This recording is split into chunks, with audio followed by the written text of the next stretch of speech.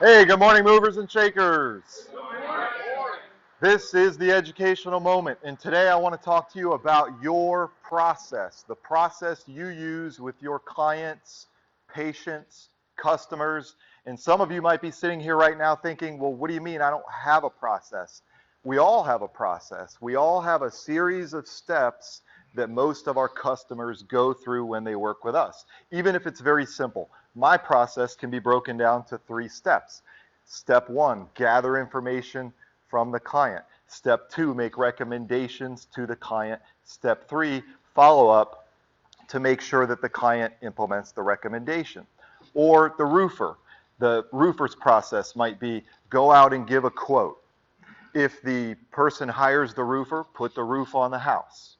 Then come back and collect the final payment for the work done. We all have a process. I'm suggesting to you today that you should be, for your benefit, you should be working your referral partners into your process with your clients. Proactively working your referral partners into your process, and that you do this for your benefit. Yes, it helps the client. Yes, it helps your referral partners, but it also helps you, and here's how it does that.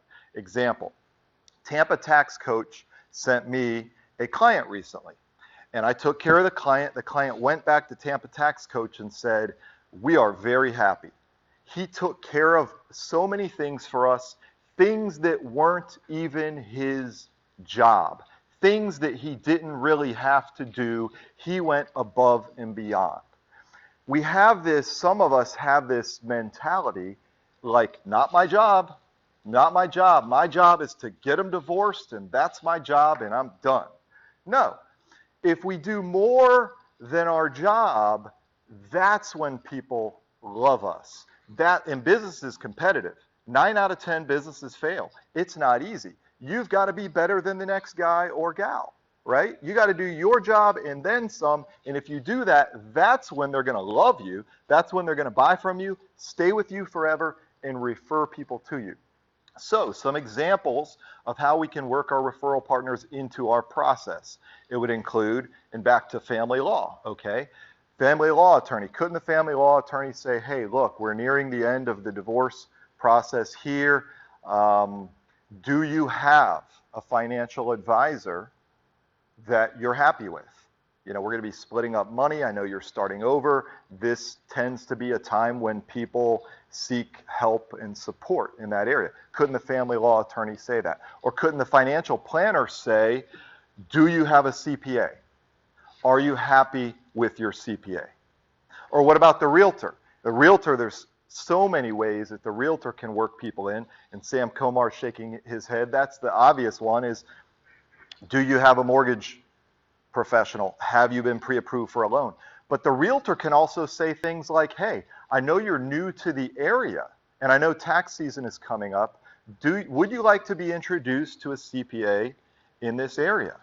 What about the roofer? When the roofer comes back to collect payment for the work done, couldn't the roofer say, hey, are there any other projects that you're thinking of doing on your home? And by the way, if you need anybody, if you ever need anything on your home, call me. I know people. I know a great AC guy. I have a great flooring person who has an incredible selection. You know, these are ways of proactively working referral partners into your process. Or the AC guy. Every time he goes and sees a customer, he could go, hey, it looks like your back hurts. Right? Couldn't you say that? Or maybe you could say, are you really going to stay married to that guy? Or maybe Ralph, maybe what you could say is, man, your roof looks horrible. Right? I think, you know, in fact, I'm thinking you probably have the funnest job of all of us, Ralph. Right? So those are some suggestions of how we can work our referral partners in to our own benefit and profit from it. And this has been your educational moment. Brian Wade, Tampa Financial Group.